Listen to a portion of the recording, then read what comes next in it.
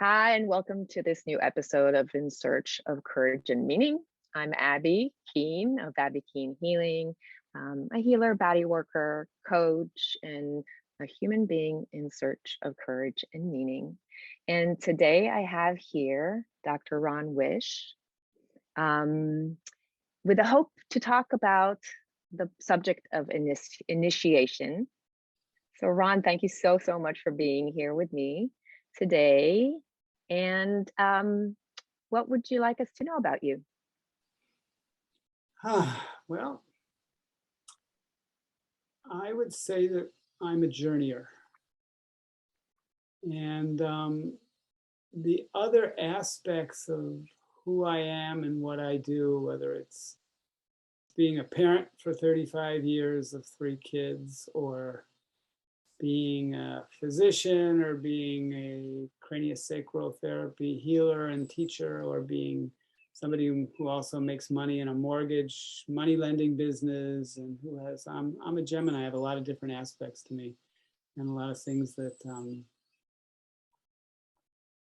give me meaning and are interesting. And being a gardener, and I love my garden, and it's a place of great joy to me too. So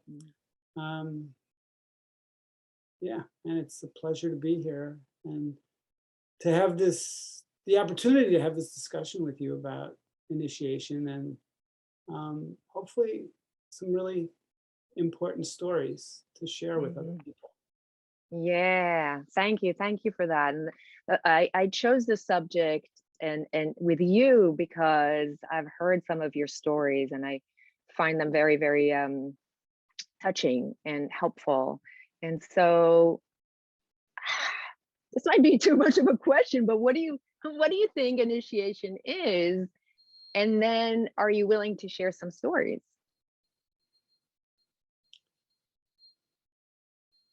Initiation in my life have the initiations that have happened have all been part of journeys, Mhm. and my own personal search as somebody who's never like danced to the conventional rhythms, being a little bit autistic, being a little bit odd, being a child of Holocaust survivor, being a lot of different things.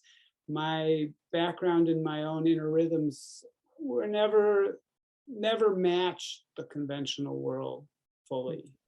It was never that out of sync, totally out of sync, but never totally in sync either.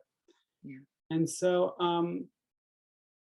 my journeys have led to various initiations. Initiations were times and experiences that changed the course of my life. Yeah. And they changed the course of my life by changing something deep inside me. It's as if I'm going on this path and suddenly I go on that path, and then suddenly I go on this path, and just meeting the right people at the right moment, and having the right, whatever right is, inner journeys that I was guided on and guided to have informed my whole life. Yeah. And so a lot of love, a lot of joy, and a lot of pain. Hmm. Both, all. Not a flat life, not a boring life. That's one thing I promised my wife when she met. The only thing I promised her was, "You won't be bored." Ah, And sometimes wonderful. I think sometimes she might wish she was a little more bored. Not too often. Um, do you think that pain is inevitable in that respect? That like part of going through those crossroads that change the course of your life include pain? Well,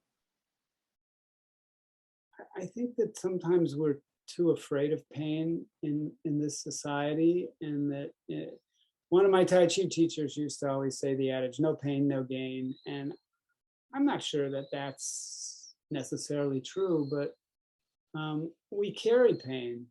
We carry pain from this life, for some of us from other lives, and it's not just about sitting and experiencing our pain indefinitely, but it's about being able to really feel it, to work through some of it, Hmm.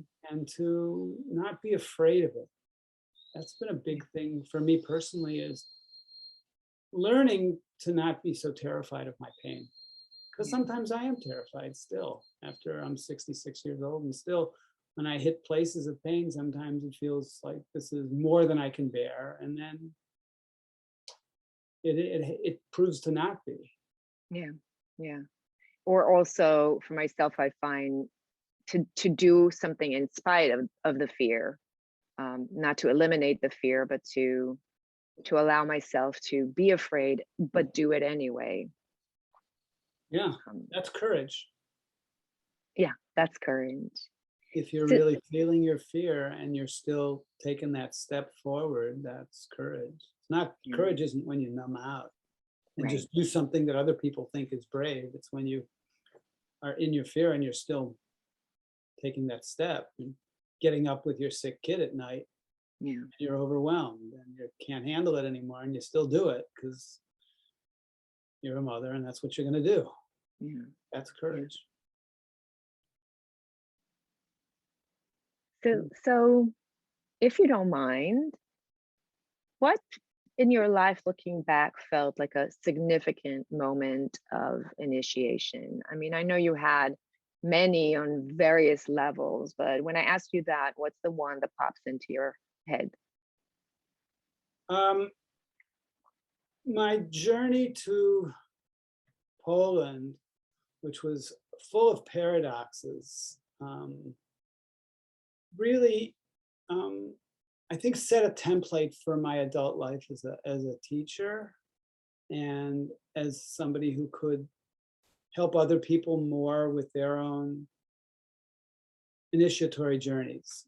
And Mm, what happened was, every journey doesn't begin with the first step, it begins with a lot of preparation. And for a number of years in my 30s, I was dealing with issues of being my grandparents were killed by Nazis, and dealing with the issues of coming from being a child of a Holocaust survivor, my father and his trauma from it, and the trauma that I, as the next generation, carried. mm, And at one point, um, I was in Israel with my parents and my sister who was living there, and we went to the Holocaust Memorial in Jerusalem called Yad Vashem. And my father and sister went inside, and we were looking around in this wing that was dedicated to the kids who were killed in the Holocaust. And there were pictures and there were sculptures, and all of a sudden my eyes got riveted on this one sculpture, and I never had that happen before to me. And it was just like, I knew this person, and I'd never had that experience in my life with any oh, kind of wow. art or anything. And I was sort of like, it didn't make any sense. I don't know. I just knew him. And so I asked, and later on, I asked some of my cousins, and they told, who is this person? His name was Janusz Korczak. And Mm, they told me he was a pediatrician, and he was a Polish pediatrician. I read a couple books about him, and he took care of orphans, Polish right. orphans, Jewish orphans. And so, okay, I had this information, but I didn't know really what to do with it because was touched by something. And I came back to Nyack, New York, where I live, and was driving across the Tappan Zee Bridge to go to a therapy session with a psychotherapist.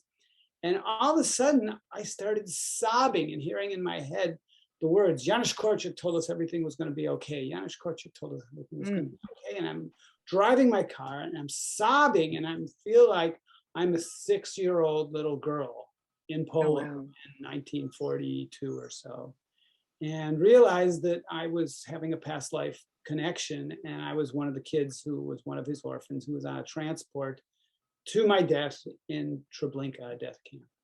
Wow. And you're actually driving a car as I'm all this is driving a happening. car across the Hudson River Ugh, and sobbing and having all this coming to me, flooding me. yeah. So a few months later, I knew it was time to go to Poland to see the concentration camps and experience the death camps. And I planned this trip, and I planned to have 4 days in Poland where I was just going to tough it out and experience these horrible places. And then I was going to go to India for 2 weeks to just experience light. India is light and color and sunshine and warmth. So I was gonna, have some rest and R&R in India. Yeah. Hold it, So but I want to ask you this before you go on. Um, did the thought of going to Poland, like, it germinated from that experience on the Tappan Zee Bridge, or that was like that, sort of? yeah, that, and also that I had also been part of a group of, for a couple of years of dysfunctional people like myself who were children of Holocaust survivors. So there was a lot of craziness. Everybody was crazy, all of us, in our own ways, but sort of everybody sort of understood each other's craziness too, because it's like a card carrying group of crazy people of a certain form. So yeah, so I planned this trip. I didn't know anybody, anything in Poland at all. I just needed to go. And my brother-in-law gave me the name. He had a connection with the Israeli consulate in Warsaw. And so he gave me the name of somebody to call. I could ask a couple questions to. And I was going to go. And then the day I was leaving, a September day, I get a call. And my mother's had a heart attack in Cleveland. And I'm sure, it's not, nothing is accidental. She never had a heart attack before. Suddenly, the day that I'm leaving to go to Poland, she has a heart attack. Okay, she was stable. We talked. They said, okay, my parents said go. So I decided I'm going to go. All right. So I left. I get to Warsaw. I'm totally disoriented. And by the way, disorientation is essential for healing. And it's essential for any kind of an initiation to have a meaningful impact. Because if we're holding space normally, how can anything change? Yeah. And yeah. Go ahead. No, I just want to put a pin on this and what you're saying. And because I want you to finish your story, but I really want to circulate back to what you just said. Sure. Yeah. Sure. So I didn't plan to be disoriented, because it's hard. You can't just say, okay, now I'm going to do weird things to get disoriented, because you're still in control. I just went there and I was completely disoriented. It was mid 1990s. Poland was just still under, coming out of communism, grayness. It was like, a Russian colony in some ways still. And it was I didn't speak the language. I didn't know anybody. I didn't know anything. But I got there and talked to this woman at the Israeli consulate who told me, there's one synagogue that the Nazis had used as a stable. It's worth visiting. It's now pretty, and there might be some Jewish celebration there. I said, okay. So the next day, I think I went there, just checked it out. It was nice, and then I went back to the hotel. Next day, I took a train to Krakow, so I could go to Auschwitz. Auschwitz in Polish is called something like Auschwitz. And so the next morning, I'm in the train station in Krakow, and I'm going to take the train to Auschwitz. And it's a gorgeous day. It's 70 degrees, sunny, September, perfect weather. And I get to the train station really early, and I try to find, where's the train to Auschwitz? And I'm carrying this relatively heavy knapsack because I have things to do my rituals there. I'm going to blow my shofar, a ram's horn, a Jewish thing.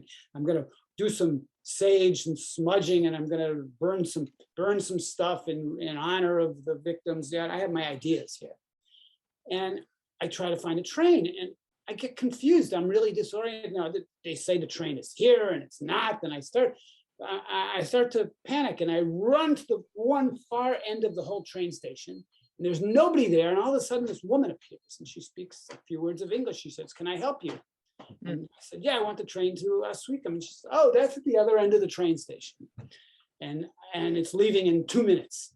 So I wasn't sure if this person was an angel or a devil, because I start running. And now here I am, the child of a Holocaust survivor, running with a heavy backpack, trying to get a train to Auschwitz. I figure I'm going to have a heart attack like my mother, and maybe I'm going to die trying to get the train to Auschwitz. And I find the train, I jump on the train, the doors close, and we leave. Wow. So, I'm already pretty scrambled. And I'm sitting on a train with all these normal Polish people who are going to work. Nobody thinks they're going to a death camp, only me. And we take the train. An hour and a half later, we arrive at Auschwitz, except you're not quite at Auschwitz. When the Nazis were in charge, they gave all Jews direct line access on the trains to Auschwitz. You didn't have to pay nothing. It was all free. Mm. Of course, they took your life and they tortured you, but Right. that's the way it goes. Now they drop you off, the train drops you off at a train station, and you have to find a way to get to Auschwitz. So I had to Mm. pay a taxi driver to take me to Auschwitz. And it's a little bit insulting, but okay. So I get to Auschwitz, I do my 6 hours there. I'm walking around, I'm blowing my shofar, there are very few people. It's a gorgeous day. I see this pond where the remains of cremated 2 million people in Wow. an area, a very small area, were murdered in this little area. I see this pond where all the bubbles are coming up with ashes from the cremated bodies. The cremated ashes were dumped in this pond and the bubbles are still coming up. Wow. This was in the 1990s. I heard recently somebody was there a couple of years ago. They're still coming up. Wow. And when I get to the barracks where the inmates were and where the German Shepherd dogs were watching, and the guard towers overlooking, and row after row after row, I started to get sick. And I started to feel like lightheaded and started to feel like I was getting a fever. And so it was like time to leave. So I to get on a bus to go back to the train to Krakow. And by the time I'm in Krakow, I have 102 temperature. Mm. And for the next 36 hours, I was seeing the screaming, starving souls that are trapped in what one would call a bardo. And they were just coming through me, all these screaming souls that were trapped in hell. And I was being a conduit for them, as they were just coming. And I was having diarrhea and I was having fevers. And, you could say I was hallucinating if you were a psychiatrist, but I know that I was serving a purpose. I was serving as a channel for these beings. And after 36 hours, it stopped and my health stopped and it just calmed down.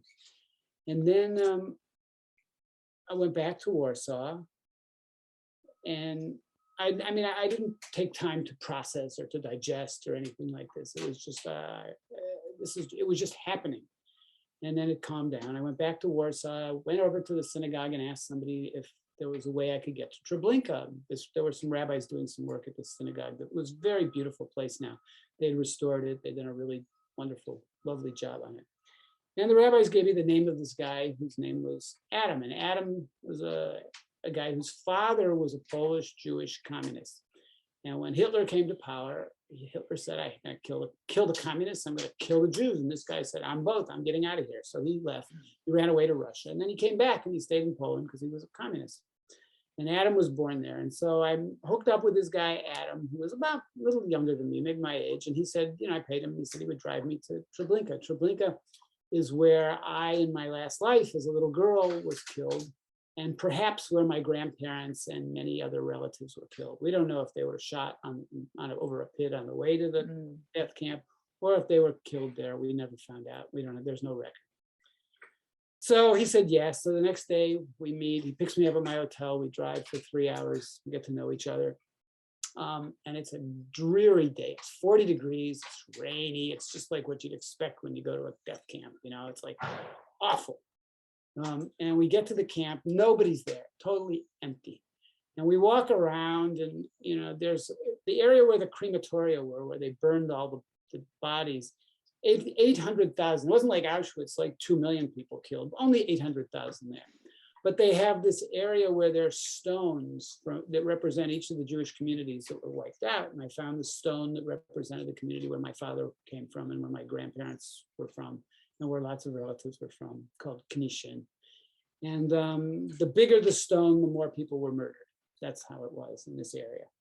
So then we went to the slave labor camp, and we walked around, and it's drizzling and it's dreary. And okay, it's just things are like as they are. And we got back we made like a loop, and we got back to the crematory area where the rocks were. And all of a sudden there were like 50 young Israeli high school kids there who were doing a ceremony. They'd come there right before doing the army, and they were reading poetry and singing, had guitars and stuff. And they were standing like over here. We were like in a triangle. Adam was standing here and I was over here. And all of us standing on the area where the crematoria were. And I had this intense moment of understanding that the Nazis had failed, and we were flowers that had bloomed from the ashes of our ancestors. Oh, right wow. at the crematoria, right where the ashes were. Wow. And it was like all of a sudden I felt this incredible light, this beautiful Mm. light inside me. You can feel it. I mean, it's just Yeah, I feel it right now. Yeah. right. And so it was like, wow, I got what I came for, Yeah. you know? And so then I said to Adam, okay, I'm done. We're good. Let's go back.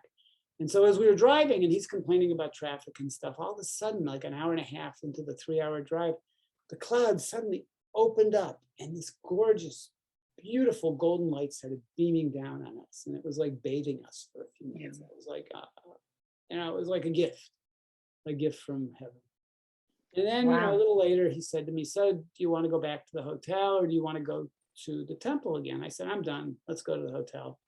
So an hour later, we got back to Warsaw and he took me to the temple. And at the temple, it happened to be this holiday called Simchas Torah, which is a holiday where religious people go to temple and they read the Torah and celebrate the Torah and dance. And I'd never done that because I maybe tasted a little of it when I was a kid, but it never had meaning for me. We went to this temple and it was packed with people because Polish Jews who were half Jewish, quarter Jewish, were coming out of the woodwork and looking for their roots. And I danced with them, with people for an hour. It was packed. It was like unbelievable, the high. And then meanwhile, I had this plan to find light in India, but India was being shut down by the World Health Organization because India was being ravaged with a plague, a bubonic plague thing. And so it was not a place that travelers were going. So I just canceled that, went back to the States, visited my mother in the hospital, and then I knew it was time to start my training program. So I just I got some names from different people who I knew who were healers. I sent out 2,500 brochures. A dozen people signed up and started the training program that now has been going on for 25 years in craniosacral work and healing and shamanism, if you will, or whatever, in sacred journey. And that's what we've been doing. And so I didn't plan it. It was just, I just listened and followed. And that's what the work is all about. Mm. So that was, go ahead. No, that was one of the big initiations. Yeah. Yeah. Well, first of all, what an amazing, amazing story. And as you were telling it, I wondered, I got really curious as to how did it change the course of your life? Because you mentioned at the beginning about, those moments that take us, from here to all of a sudden here. But now I'm hearing that and I'm wondering, what made it so clear that this is your next step? Was it the aftermath, or like when did you understand that your next step then? It was something that I'd wanted to do it. I'd wanted to teach. I'd wanted to be able to share, but it took a different quality of energy. And I needed to go through that, what you would call a threshold or a doorway. I couldn't do it from as I was. Right. I'd done it in a limited way, but it wasn't what it needed to be. And I couldn't force it. I couldn't just say, oh yes, I want to teach, so suddenly I'm a teacher. Yeah. We all need to be, we need to ripen like a piece of fruit. Yeah. And it just was clear at that moment that it was the right time. Yeah. And that when you have a meaningful initiation, a lot of energy is unleashed. Because it's like when a snake molts. When a snake molts, it sheds its skin, and that's what happens to us. We shed some layers of stuff, and we open to something bigger, and then we form a new layer. But hopefully, it's something bigger, and that's when an initiation really does its thing on us. Is we have to have a boundary to exist, but the boundaries can keep getting bigger and softer, and perhaps we get a little wiser with time. Right. Or more comfortable and expanded boundaries. Yeah. Do you know what you shed and left behind?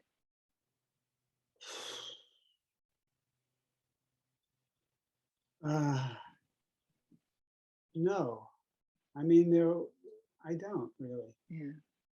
Yeah. It's an interesting question.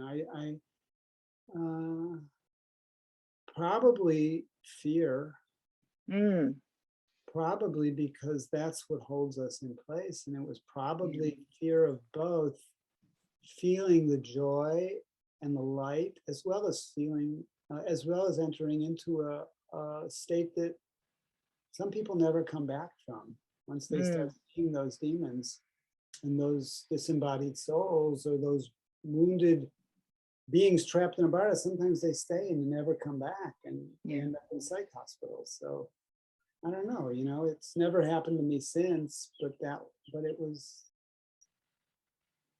yeah, probably, you know, but I'm less afraid of certain things now than I was then. And Yeah. I think each initiation does that. Right. Right. Right. And for myself, I feel like when I went through your training, I went through an initiation. I came in thinking that I'm gonna work on something specific, but ended up like, you know, it was not what I thought it would be. I ended up really shedding so much of my own layers, shedding a lot of cynicism that I kind of was raised with around me,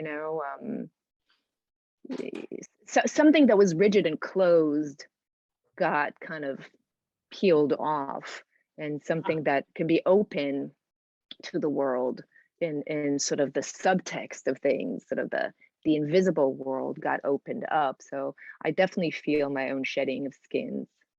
how did it, how did that happen for you? Can you describe the process or what happened, or do you want to? I don't know that I can summarize it in a very short paragraph, but I think for me there was a fear. I feel like I've kind of trained myself to connect with the higher, but I bypass, like, I guess they call it the lower chakras, but like I bypassed myself in many ways, kind of not paying attention to a lot of my own wounding and personality, and kind of stepping on it to kind of reach up. And I feel like as we worked so intensely as a group, where things kind of open and unravel and open and unravel, allowing that stuff to come out into the light was huge for me. And that includes emoting out loud, crying, screaming, feeling really, really deeply. For me, the sort of the thing that kept wanting to come and squish it is the you're taking too much space. You're being ridiculous. Get a handle on it. You know, uh, Look at you, look what you're doing, like the cynicism of like it's not allowed to explore that, and yet guided in the right way, allowing what needs to come up, what wants to come up, the surprising of it, sort of the unknown of it, to come out and introduce itself in a sense. um, and through doing it, I felt like some things could be shed because they didn't have the same hold on me, Hmm. if that makes sense. Yeah. As you were talking, the thing that struck me was I think on some level, feeling held and feeling safe are are really important in any initiatory experience, but it's different. It was like what we try to do in the group is make sure that you feel that, and we talk about it more overtly. The group being a safe holding space, and if it's not a safe holding space, it's probably not the right price for you. But Mhm. I think that even going to the death camps, there was somehow they were safe holding spaces for me, whether it Mhm. was being held by when I was a little kid. I sort of knew my grandfather, who was killed in the Holocaust, was my guardian angel, and I Mhm. felt his presence. And somehow I didn't feel like this was just me doing this trip in isolation, even though I went, Yeah. in the outer world by myself. um, I felt like, you know, not necessarily like I was specifically guided, but that I didn't feel unsafe in the whole thing, even when I was terrified. Yeah. And so somehow we are held, and what I've come to see is we can get glimpses of um, other worlds, of spirit world, and of things. And sometimes it's just through synchronicities that happen. Um, but for me, it's like a much bigger holding space than the physical reality is. That we're not alone, and life is really a very complex and interesting, rich, multidimensional space. Yeah. Mm, And I think that that's, when we let ourselves taste that and acknowledge it, it's for me, it's a big relief. Anytime I think, oh, think about your name, and then suddenly you call, oh yeah, there's another level of connection, or yeah. somebody, anything like that. It Yeah. can be big or smaller, little things, big things, but we are connected in lots of ways, and it's it's pretty amazing. Yeah. I share your relief, and I feel like then I'm reminded of the bigger picture of life, and it's not about my petty kind of ego stuff and getting stuff done. And, it's almost like, I can lean back into sort of the bigger breath of it. Um, and Yeah, and I do want to circle back though, and I do want to hear. Let me phrase it this way, because you talked about the importance of being disoriented, and I Mm. want to add to that mixture the word unknown, the unknown, and so like, yeah, I'm throwing it your way. I'm not even sure what the question is, but it's something about how to allow oneself to like, to allow this disorientation, which goes against everything in my life, really. My automatic self wants everything to be known, and, so that I could feel safe, and then I get rigid and, clench and contracted. So, what is this disorientation, and how to allow the unknown to unfold? Yeah, I think that what you just did was a big part of it. It's as you clench, then you breathe. And it's that there is this contraction and expansion. And that's like the cranial rhythm. That's like the waves. That's like the tides. That's the fluid in us. And knowing that there is a fluid holding space, that sometimes we go underwater and we don't know which direction is up, down, sideways, whatever. And sometimes it's really scary because we don't know if we're going to come up ever again. And sometimes it's exhilarating and we're swimming with the dolphins because we're one of them. Yeah. And we're under the sun and it's magnificent. And you never know. You just don't even, you never know. Um, and we can't, I mean, people can try to intentionally get disoriented, but I think that's already like making yourself more oriented than the usual thing. It's like trying to use your will. And Yeah. I don't know, I guess that can work, but it's sometimes, I don't think you have to use so much force. I think using less force is also can work just fine. And if you don't want to be disoriented, you can people can sabotage that. They can try to maintain control over everything and as much as possible and try to live the way they always have. And we all do that to a certain degree, Hmm. but then we have these opportunities. Like here we are. I've never done something like this. Here we are doing a Zoom call. I mean, I've never had a discussion like this, and who knows what this will lead to. I mean, it's just we're used to sitting around talking in person, and here we are doing it with technology, and Yeah. it's the unknown. Yeah. Yeah. And even as you spoke, there's this bird in the background of you, tippity, tippity, tippity. And just that kind of moment in time, just this little moment in time to lean into and allow. Yeah, yeah, yeah, Yeah. yeah. Any last words? Because this feels like a really good place to quietly. Thank you. This was fun. Thank you, Ron. To be continued. Thank you so much for tuning in. If you like what you heard, please subscribe to my channel and help me spread the conversation and the love. And also feel free to comment. I'd love to start a conversation and hear what you have to say on this topic. Also, for more information about Dr. Ron Wish and the Great River Cranial Psychotherapy Institute, just follow the link below.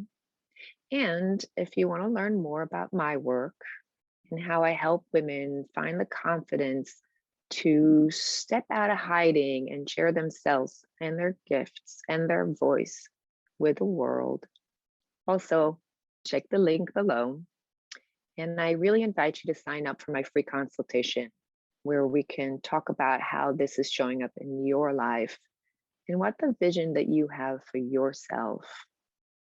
I can't wait to connect.